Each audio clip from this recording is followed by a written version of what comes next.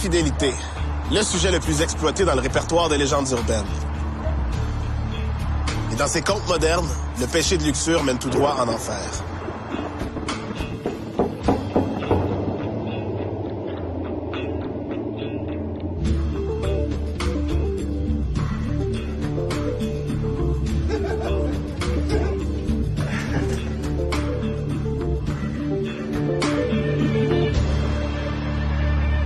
Les légendes sur l'infidélité ont une morale commune. Les personnes adultères finiront toujours par être démasquées par un hasard de la vie. L'histoire qui suit illustre très bien cette leçon de vie. Elle aurait commencé à se propager aux alentours de 1942. Il s'agirait d'une blague qui a grossi et qui a abondamment circulé entre les employés des compagnies aériennes au début de la Seconde Guerre mondiale. Le travail de militaire n'est pas toujours apprécié de tous. Même si c'est un métier très dangereux. Comme on le sait, plusieurs militaires perdent la vie dans des attaques sournoises. Il y a une compagnie aérienne, elle, qui a décidé d'honorer ces femmes et ces hommes qui partent au front. Ils ont décidé d'offrir un voyage n'importe où dans le monde à tous les militaires qui avaient servi le Canada en Afghanistan. La formule était un genre de tout inclus pour 2 personnes. Il restait qu'à choisir la date et le lieu. Évidemment que presque tous les soldats ont profité de cette offre irrésistible et ont passé de magnifiques vacances à 2 aux frais de la compagnie aérienne. C'est le cas de Gérald et Suzy. Gérald était vraiment content de retrouver sa Suzy. Il lui avait même acheté une surprise pour le voyage.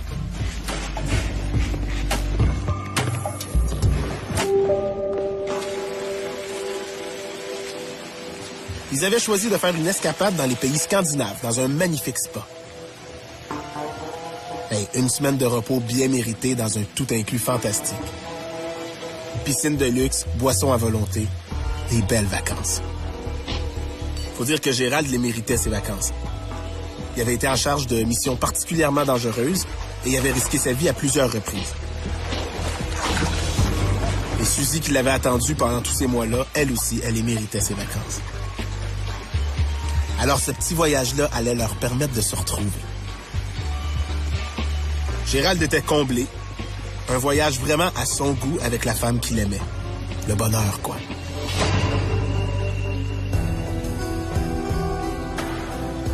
Quelques semaines après son retour de vacances, l'épouse de Gérald reçoit une lettre de la compagnie aérienne. Il voulait qu'elle leur donne ses commentaires sur le voyage qu'ils avaient fait. Juste pour connaître ses impressions et les mettre sur leur site Internet. À cette lettre de courtoisie, la femme de Gérald répond la même chose que 90% des femmes de militaires qui avaient toutes reçu la même lettre de la compagnie d'aviation. Étrange quand même que toutes les femmes aient donné le même commentaire. Et un commentaire qui se retrouvera jamais sur le site web de la compagnie. Presque toutes ont écrit une seule phrase. Une phrase qui en dit long sur ce qu'elles ont pensé de ces vacances. Un voyage? Quel voyage?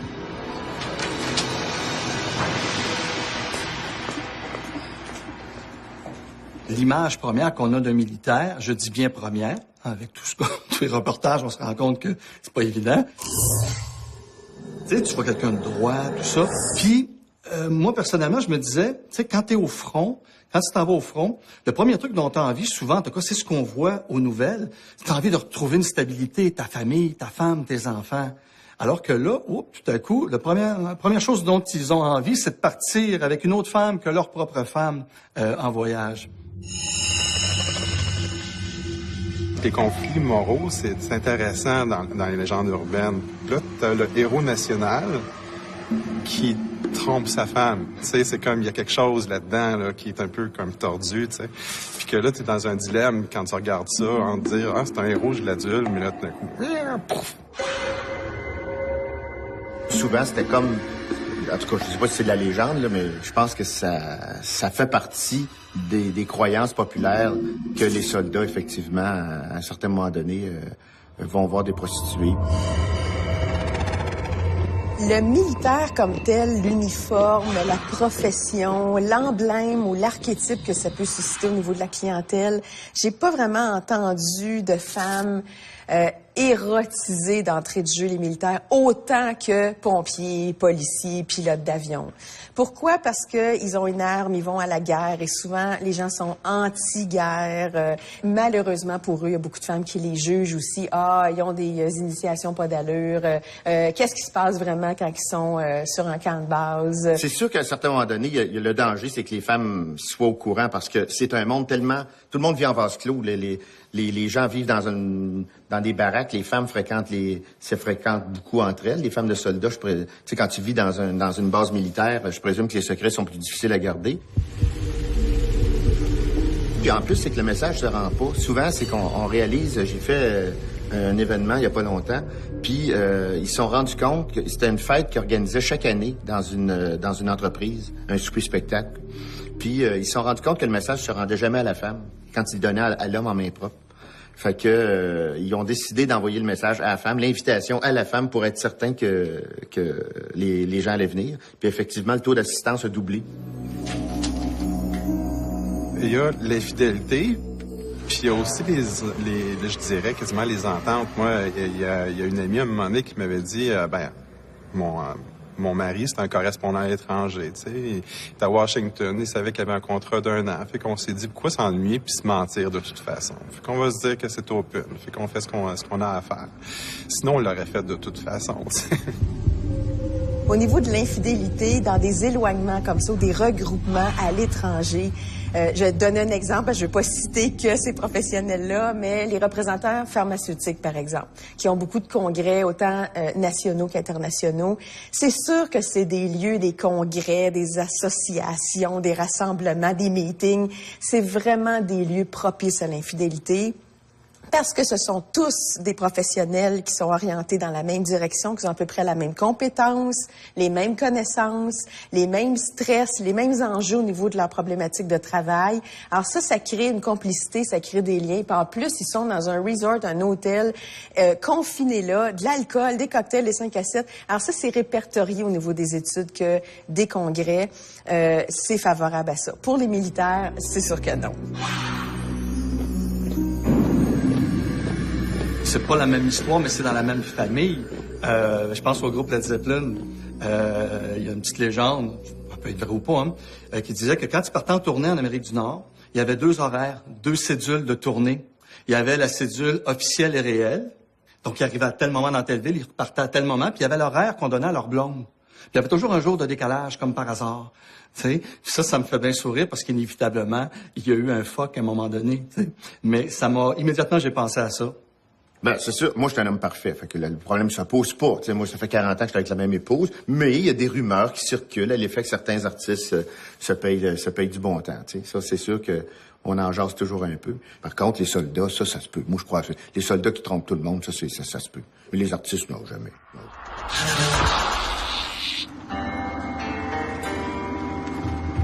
On retient de cette légende qu'une personne adultère sera découverte et punie.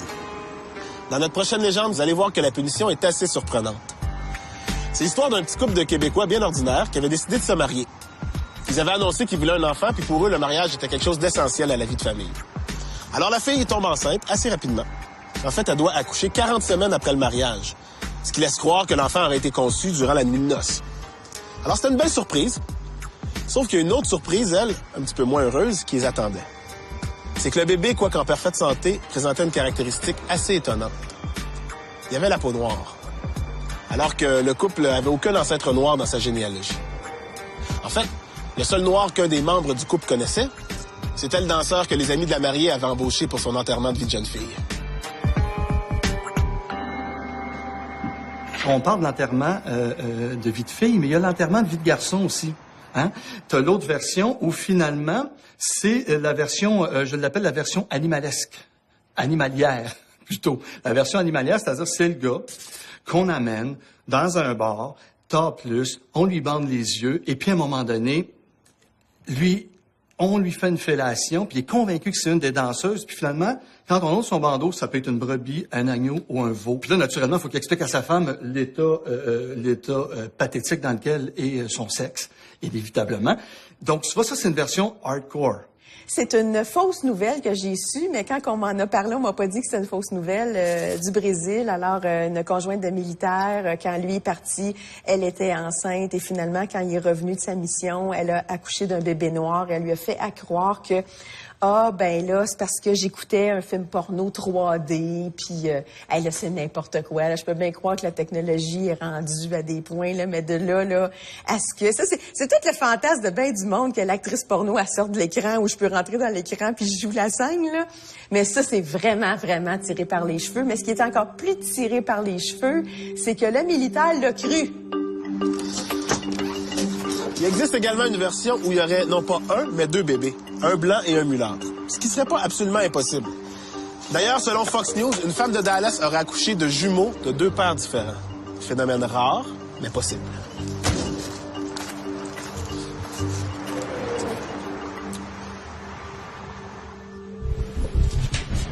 Après la pause, quand notre conjoint nous offre un cadeau vraiment inattendu.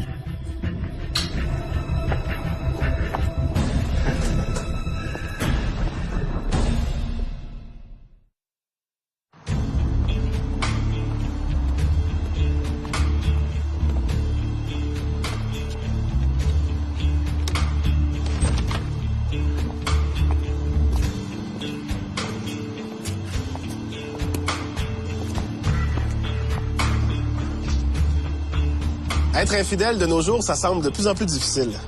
Avec les cellulaires, les réseaux sociaux, il n'y a pas moyen de faire 100 pas sans que quelqu'un nous voie et en avise tout de suite nos amis. On peut donc faire confiance à personne, pas même à son propre chien. Comme dans la légende qui suit. C'est l'histoire d'un homme qui tous les jours promenait son chien pendant de longues heures. Soudainement, l'homme tombe malade. Alors c'est sa femme qui prend le relais pour les interminables promenades du chien. Elle part un jour avec le chien en laisse. Celui-ci a l'air de vouloir suivre un chemin qu'il connaît par cœur. Il traîne donc la femme jusqu'à une maison près de chez elle. Il monte sur le balcon, puis il s'assoit devant la porte d'entrée. La femme essaie de le tirer pour poursuivre la route, mais non, le chien refuse, il reste là. Soudainement, une femme en petite tenue vient ouvrir la porte de la maison. Elle a l'air étonnée de voir une femme promener le chien, mais le chien, lui, a l'air de connaître l'hôtesse de la maison. Et oui, le chien avait traîné sa maîtresse vers une autre maîtresse, celle de son mari. Mais c'est crédible en plus parce que le chien, c'est vrai que j'ai vu un film l'an dernier, justement, d'un chien qui va attendre son maître. Le maître est décédé. Puis tous les jours, pendant toute la durée de vie du chien, il s'en va au train attendre son maître. Puis je me souviens plus du titre du film, mais je me dis ça se peut effectivement. Puis surtout ce type de chien-là, qui est un chien particulièrement intelligent. Je pense que dans tout ce qui est dit, l'élément déterminateur commun de toutes les légendes au niveau de l'infidélité, c'est faites attention parce qu'à un moment donné, ça va se savoir. Il y a toujours des traces.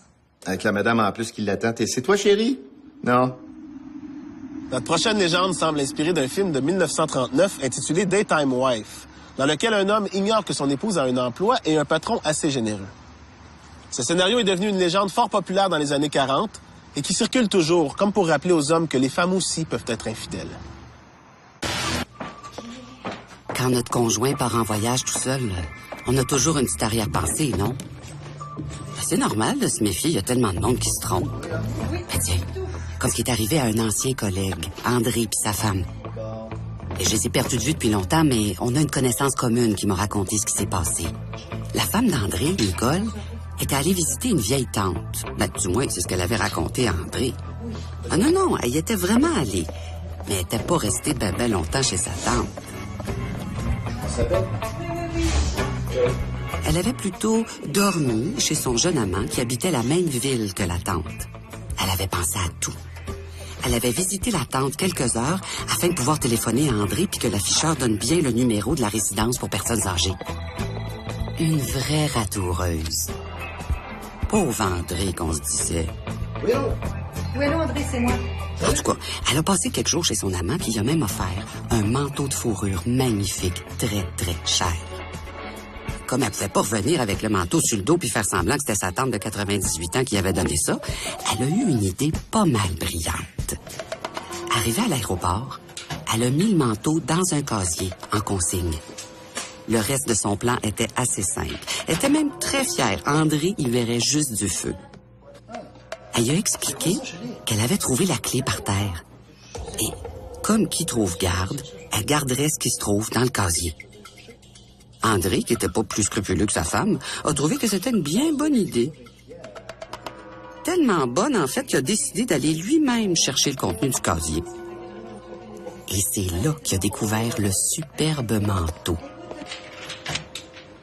Sans doute une voyageuse qui s'en allait dans le sud puis qui avait pas besoin de son manteau. Oh, c'est dommage pour elle, qui se dit. Il est revenu à la maison et il a remis une boîte à sa femme. C'est ça qu'il y avait dans le casier qu'il dit.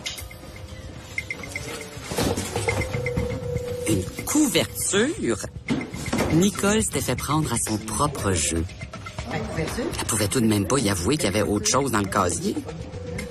Mais qu'est-ce que lui avait bien pu faire du manteau de fourrure? Ben, disons que depuis ce temps-là, il y a une secrétaire qui porte un manteau de vison qu'elle aurait eu bien du mal à s'offrir.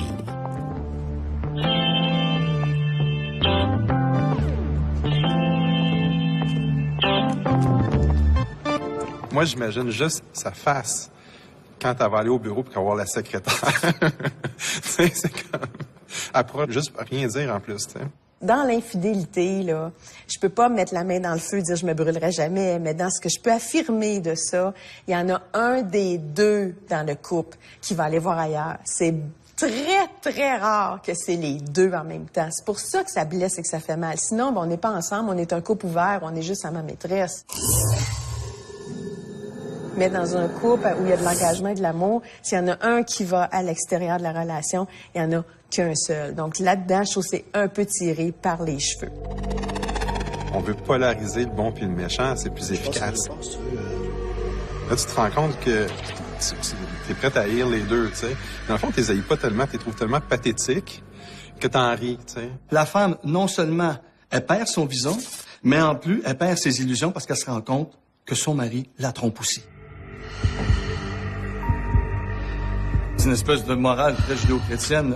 L'un et l'autre sont punis, elle, parce qu'elle a trompé son mari, et parce que lui, était d'accord avec le mensonge qu'elle lui a dit, puis qu'il prenait pour vérité. Écoute, j'ai trouvé un ticket, on dit rien, puis on va aller chercher ce qu'il y a dans le petit casier. Fait qu'à quelque part, c'est ça. C'est vraiment, j'imagine que c'est, je vois un roi Salomon qui fait, eh ben, vous êtes tous les deux coupables. Ben moi, l'histoire du vison, je trouve ça intéressant parce que ça me rappelle, dans le fond, je pense que le théâtre d'été fonctionne comme ça. T'as le théâtre à trois portes, c'est-à-dire t'as le mari, la femme, puis la maîtresse, puis là, t'essayes de camoufler, puis t'essayes de t'embourber. Ça m'a fait penser à une scène du film, un film que j'aime beaucoup, Love Actually. Mais là-dedans, c'est qu'un couple s'en va dans un grand magasin, il se dit, bon, c'est aujourd'hui qu'on fait notre magasinage des fêtes, puis on achète tout aujourd'hui. Et ils se séparent. Mais avant de se séparer, elle voit que son mari arrête au comptoir à bijoux. Et là, elle est toute contente qu'elle va avoir un pendentif, un bracelet, n'importe quoi. Et finalement, il achète ça, mais pour sa maîtresse. Il achète un pendentif en cœur. Et là, le soir de Noël arrive, en dessous du sapin, il y a la dite boîte, il lui remet, puis elle fait comme si elle sait pas c'est quoi, et c'est un CD. Et là, elle comprend tout de suite que le bijou ne lui était pas adressé. C'est une légende qui commence à dater, tu sais, avec le vison. Aujourd'hui, je sais pas, ça serait peut-être plus un téléphone intelligent, tu sais, un Optimus LG 3 ou le dernier iPhone.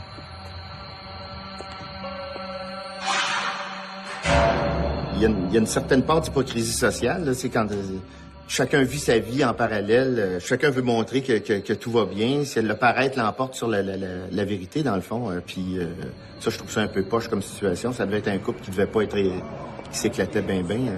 Et essayez de pas embarquer là-dedans. Soyez vrai, soyez honnête. Ça, c'est bien moins compliqué, me semble.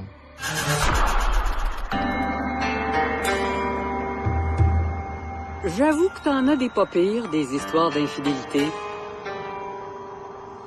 Mais je vais te raconter la meilleure. Un homme et sa maîtresse louent un chalet pour un week-end intime. Le soir, ils entendent des rires dans le chalet d'à côté.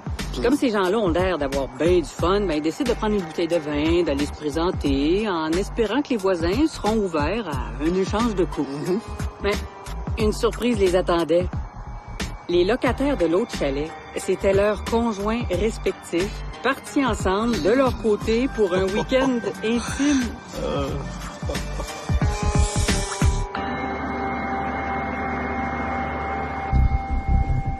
Au retour, un aveu qui vaut 1 million.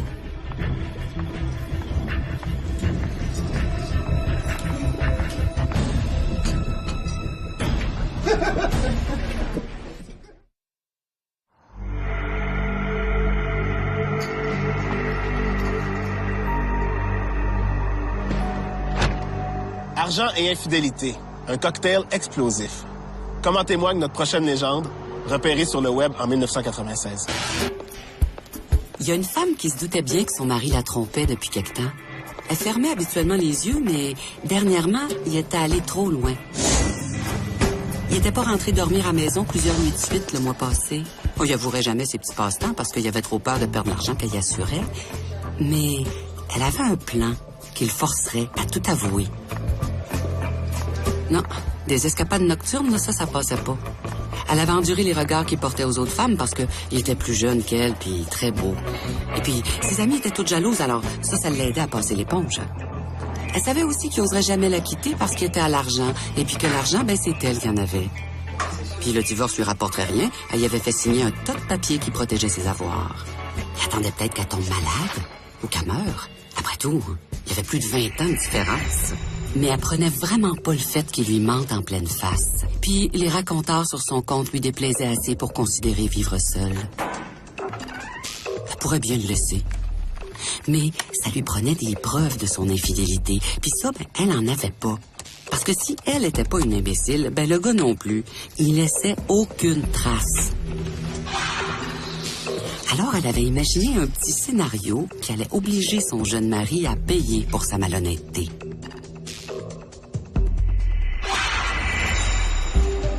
Un soir qu'il soupait dans un resto chic, la femme décide de profiter d'un des vices de son jeune mari. Il achetait toujours des billets de loterie. Puis ce soir-là, il y avait un tirage. Son mari allait tout avouer, elle en était certaine. Le gars se lève pour aller aux toilettes. La femme fait signe au serveur d'approcher, puis elle lui dit « Mon mari va sans doute vous demander les numéros gagnants de la loterie. » Il le fait toujours. Puis si c'est moi qui les lui donne, il ne croit pas. Alors, les voici. Pourriez-vous les lui donner quand il vous les demandera? Le serveur voit pas de problème à ça. Le jeune mari revient des toilettes. Il continue son repas, boit son vin, évite de parler à sa femme. Il regarde sa montre. C'est l'heure. Les numéros sont sûrement sortis. Il appelle le serveur, puis il lui demande d'aller vérifier les résultats. Le serveur revient avec le papier. Le gars regarde son propre billet avec l'air de plus en plus ébahi. Il a gagné! Il a tous les numéros, il a remporté le gros lot!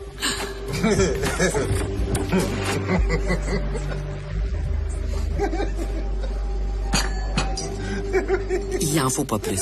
Il jette sur la table les clés de la voiture puis celle de la maison, puis il lance à sa femme « Je m'en vais! » Je te laisse. J'en ai assez de faire semblant de t'aimer.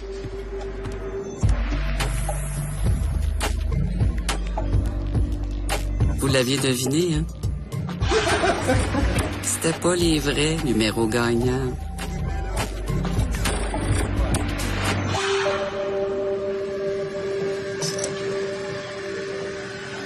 C'est un scénario réaliste parce que quand on est sur le point soit d'une catastrophe ou d'un très, très, très grand bonheur qui pourrait nous libérer de quelque chose, gagner à la loterie, un héritage quelconque, l'aveu est plus facile à lancer parce que c'est terminé.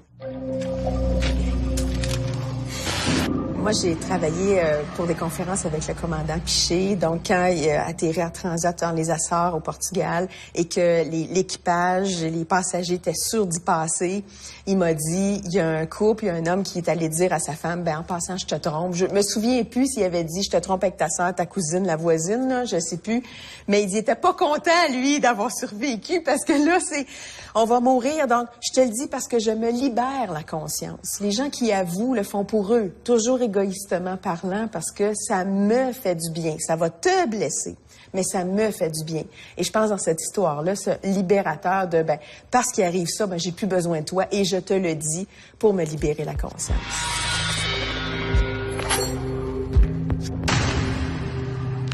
Le piège, c'est un piège typiquement féminin. Hein? C'est comme la fameuse question qu'une femme va te poser. Est-ce que ça me fait bien? Préfères-tu la robe blanche ou la robe noire? Peu importe ce que tu vas répondre, tu vas avoir tort. Et comme disait Patrick Huard dans un de ses premiers One Man Show, quand une femme te pose ce genre de questions-là, ferme ta gueule. T'sais, là-dedans, là, lui, là, il aurait dû se la fermer quand il y a eu le faux numéro. T'sais, j'aurais pu faire une vérification. Être un peu plus vigilant, un peu plus wise. Mais c'est facile de dire ça quand on n'est pas protagoniste dans la légende. C'est presque hollywoodien, c'est de voir la vedette un peu déchue, qui a bien de l'argent, puis qui se trouve un petit jeune qui a envie de réussir dans la vie, puis qui se dit, en mariant cette femme-là, elle a des contacts. Puis on dirait que on entend plus parler de ces choses-là dans l'industrie du show business que dans la vraie vie. La femme riche déchue qui ramasse un petit jeune, t'as pas besoin probablement de le marier, t'as juste à l'entretenir le temps qu'il fait ton affaire, après ça tu le largues, t'en prends un autre. Traditionnellement, tu vois cette histoire-là plus avec la fille, la jeune femme qui jouait le rôle de la méchante, séductrice. Puis on pense même à des histoires vraies qui sont arrivées, comme Anna Nicole Smith, la pin-up de Playboy, qui est allée quasiment faire mourir un bonhomme de 90 ans en soins palliatifs, tu sais, pour toucher au milliard, tu sais. Dès qu'il y a une disparité au niveau monétaire dans une relation, on a toujours l'impression qu'il y a quelque chose qui se monnaie dans le lit, là, tu sais, c'est comme... Moi, j'aime bien, parce que j'ai toujours trouvé qu'il y avait une injustice monumentale. Un homme peut être vieux, pas de dents, laid, bedonnant. Statistiquement parlant, il y aura toujours une chance d'être avec une petite jeune. L'inverse n'est pas vrai, malheureusement. Alors, dans cette légende-là, j'aime bien que ce soit la femme qui soit avec un jeune homme. Je trouve qu'il y a une forme de... il y a un équilibre qui se met en place. La femme a une intelligence machiavélique et l'homme, c'est un maudit tata. Depuis une dizaine d'années au Québec, sinon plus longtemps, on avait parlé de ça beaucoup dans les médias, et même des études qui ont été faites là-dessus. Comment ça, à un moment donné, qu'on a les femmes qu'on mettait dans le rôle d'une germaine, dans les publicités notamment, la femme control freak, castratrice, puis l'homme, à quelque part, qui se fait toujours avoir, tu sais. Puis ça a été décrié en se disant, attends une minute, là, tu parles d'une manière de voir les rapports hommes-femmes. Et dans cette légende-là, c'est en plein ça.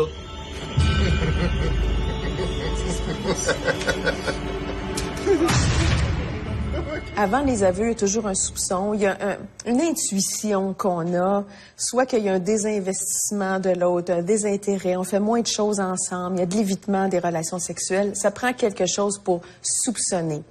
Et on dirait qu'un des deux membres du couple, que ce soit la femme ou l'homme, devient un bon détective privé et très bon en technologie tout d'un coup pour installer un système de surveillance et de contrôle. Autant avec les téléphones intelligents, avec les liens avec les réseaux sociaux, Facebook ou Twitter, les photos qui sont mises là-dessus, les gens qui commentent les photos, est-ce que c'est toujours la même fille ou le même gars? C'est pas juste je cherche puis je veux trouver des condoms ou quand tu entres, je vais te sentir les doigts ou le pénis, voir si tu sens de latex, là. Parce qu'il y en a qui vont jusque-là. C'est arrivé 3 fois dans ma pratique des cas où les gens étaient tellement méfiants qu'ils ont passé au polygraphe pour, à un moment donné, dire, là, ça va faire, là. Tu veux vraiment l'ultime garantie, je te l'offre. Moi, ça, je trouve ça bien drôle parce qu'effectivement, de faire une mise en situation, ne serait-ce que pour savoir si les gens autour de toi sont tes vrais amis ou ton mari ou ta femme t'aime pour vrai.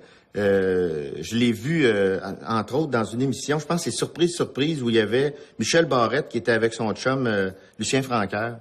Puis à un moment donné, ils sont dans un restaurant, le restaurant est bondé. Puis là, Michel Barrette et Lucien ont acheté un billet de loterie ensemble. Et Michel découvre qu'il est le grand gagnant, fait qu'il décide de faire la tournée générale.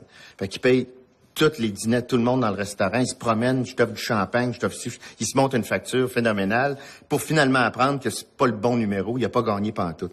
Fait que là, c'est Lucien, parce que Michel s'en va, puis il laisse Lucien Francaire avec tout le problème de régler les factures. Il devait pas se dire que c'était son meilleur ami, certain. Écoute, qu'est-ce qui se passe? Je peux comprendre que la femme ait à un certain moment donné besoin de vérifier si son chum l'aime vraiment. Et puis là, elle a eu sa réponse. En même temps, je suis pas sûr que ça fait son affaire d'avoir cette réponse-là, mais elle a eu sa réponse. La morale dans cette légende-là, C'est, messieurs, épargnez l'amour-propre de la femme que vous allez laisser, parce que ça pourrait toujours vous retomber sur le nez.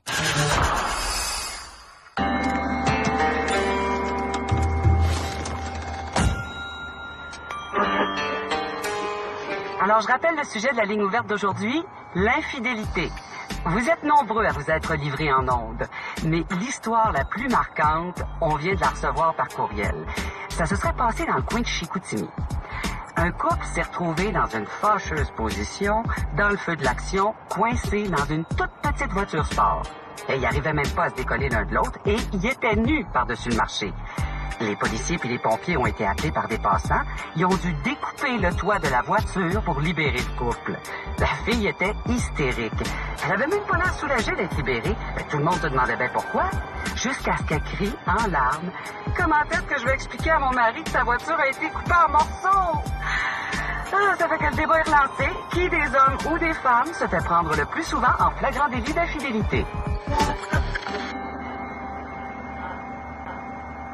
Ben ça, là, le thème de sexe et voiture, c'est porteur. Ça, là, t'en as de la légende, là, sous cette thématique-là. Puis sexe et voiture, ça implique nécessairement une position inconfortable. Quelque chose qui va se passer et qui va mener à l'humiliation suprême. On s'entend-tu que dans cette légende-là, là, quand tu arrives avec les pinces de désincarcération, tu perds ton érection? Je travaille pas dans les urgences au niveau des hôpitaux, mais je sais qu'il y a des histoires de coinçage et tout ça, des histoires d'horreur, là, de couples vraiment très fortement embarrassés, que ce soit par des positions acrobatiques qu'ils ont pris, que ce soit du sexe anal qu'ils ont fait, qu'ils n'avaient pas l'habitude, usage d'accessoires érotiques, mais c'est très, très rare que ça arrive. Une crampe dans la jambe, dans le pied, va peut-être arriver un peu plus, là, ou un malaise, je t'étourdis, j'ai chaud, j'ai mal au cœur. Donc, des malaises reliés à la sexualité, je peux comprendre. Des incidents ou des accidents, rarement le cas. Je me rappelle dans Le Monde selon Garp, hein, t'as ça dans le roman, puis dans le film, t'avais Robin Williams. À un moment donné, il est dans son entrée, chez lui, en banlieue. Il est sûr que sa femme ne reviendra pas avant le jour d'après. Et puis, il s'est fait une fellation, je pense que c'est par la gardienne de ses enfants. Puis sa femme arrive plus tôt, puis sa femme avait une habitude, c'était de fermer les phares, puis de laisser sa voiture comme ça sur le neutre arriver. Mais bang! Elle emboutit le char de son mari. Lui, clac, la mâchoire de la fille se ferme. Je vous dis pas dans quel état est le sexe. Puis en plus, la gardienne, elle se retrouve avec des broches en bouche. Faut l'assumer, que ce soit dans la voiture, dans l'hôtel, dans un parc, chez elle, chez lui, n'importe où. Il y a des répercussions à de l'infidélité, il y a des conséquences. Ça, c'en est une drastique, tirée par les cheveux. Mais si ça peut avertir les gens de « faites attention », puis choisissez un endroit plus anonyme que ça, ben ça sera ça. Son testament du 5 juin de 1950. Après la pause, un héritage qui nous a vraiment échappé.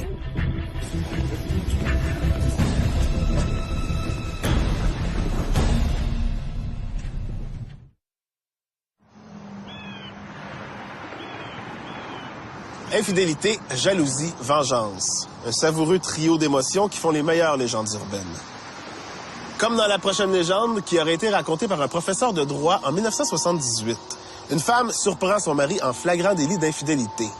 Dès le lendemain, elle décide de quitter le nid familial. L'homme n'est pas malheureux parce que ça va lui permettre d'emménager avec sa nouvelle conquête.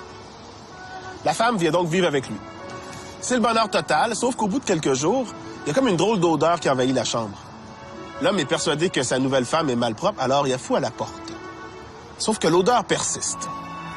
C'est que sa légitime épouse, avant de quitter le nid familial, avait décidé de faire un petit peu de couture. Elle avait inséré des crevettes dans la bordure des rideaux de chambre. Oh boy. Ça, c'est une vengeance assez... Dans le fond, c'est juste pour... C'est ça, tu vas payer pour... Ah non, ça, c'est un peu dégueulasse, ça. C'est de mauvais goût, me semble. Mais quoique, laisser sa femme pour une autre, c'est pas de très bon goût non plus, là. Fait que... Cette légende urbaine-là, hein, nous montre que la vengeance d'une femme et la vengeance d'un homme, ça n'a absolument rien à voir. Là, ça vient vraiment alimenter le cliché du côté machiavélique. Hein. C'est les liaisons dangereuses hein, de la clos. C'est vraiment le plan, mais complètement tordu et tellement en même temps efficace dans cette légende-là. Ça a l'air simple. On écoute la légende, ça a l'air simple, mais faut que tu y penses. dans le même esprit, j'ai vu à un moment donné, je me souviens plus dans quel journal, ça c'est vraiment que c'est là que tu vois que c'est de la légende, une femme qui est séparée, le gars part avec la secrétaire, il y a une entreprise, il décide qu'il vend tout, il part avec sa secrétaire vivre dans le sud. À un moment donné, il appelle sa femme, son ex, puis il dit « J'ai plus d'argent, vends la Mercedes, puis envoie-moi l'argent de la Mercedes. » Fait qu'elle dit « Pas de problème, elle a vendu la Mercedes 10 piastres. » Puis elle a envoyé 10 piastres au gars. Fait que le gars, il dit « Qu'est-ce que t'as fait? » Puis je l'ai vendu à Mercedes. Il m'avait pas dit de prix, donc je l'ai vendu. C'est tout. Notre prochaine légende peut vous paraître saugrenue. Pourtant, la réalité est souvent très proche de la fiction. Ainsi, en 1950, une veuve du nom de Margaret Jorgensen aurait rencontré un homme avec lequel elle a pris un seul repas au restaurant. Quelques mois plus tard, lors du décès de Margaret, l'homme en question a appris qu'il était son seul héritier. Où est l'infidélité là-dedans? Elle est plutôt dans notre légende. Les histoires d'un soir. On se dit que parce que c'est arrivé qu'une seule fois, on doit pas regretter, que ça changera rien à notre vie. Surtout si on a eu une aventure sur un autre continent, on se sent encore plus protégé. Mais ça peut revenir nous hanter. C'est arrivé à un collègue. En fait, au collègue d'une amie. Lui et un autre gars voyageaient ensemble. Jean et Paul, disons. Ils étaient en Europe et allaient d'une région à l'autre en séjournant dans des auberges de campagne. Fatigués au bout d'une longue journée de marche, ils voient une belle maison qui s'affiche comme un gîte. La tenancière les accueille chaleureusement. Ils décident de s'y installer pour la nuit. L'auberge est rustique, calme, pratiquement déserte. La proprio leur propose 2 chambres très confortables, pas très loin de la sienne. La dame est veuve, une jeune veuve. Elle doit pas avoir souvent de visiteurs car elle est particulièrement attentionnée et très chaleureuse avec eux. Surtout avec Paul. Paul la trouve pas mal du tout. Il la trouve même très attirante. Il en profite donc pour la charmer. Après tout, elle doit pas faire beaucoup de rencontres dans ce coin perdu.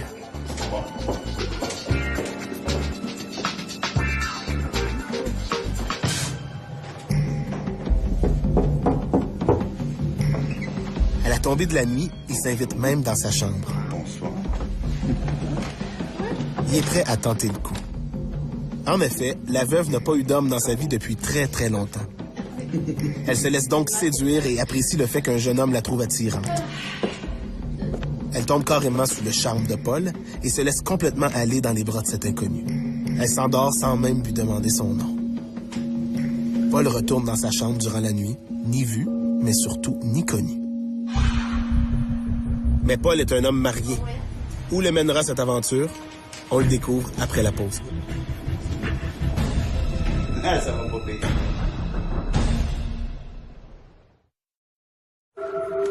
Avant la pause, on suivait les aventures de voyage de Jean et Paul, 2 amis qui visitent l'Europe.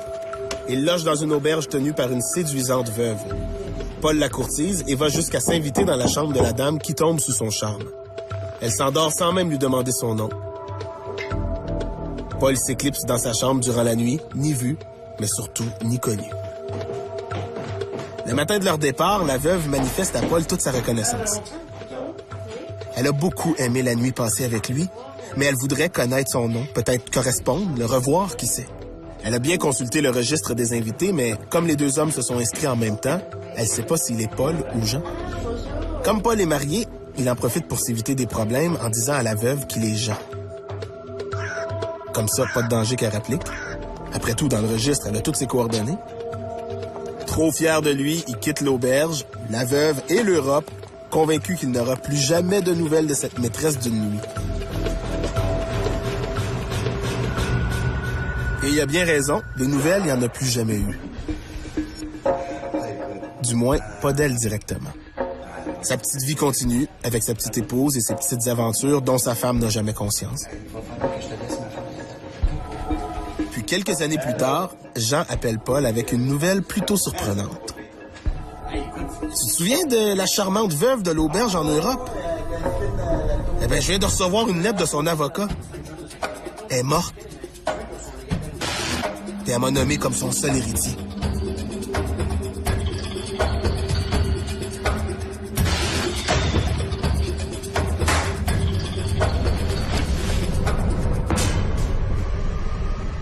Ici, l'éloge de la fuite n'est pas élogieuse.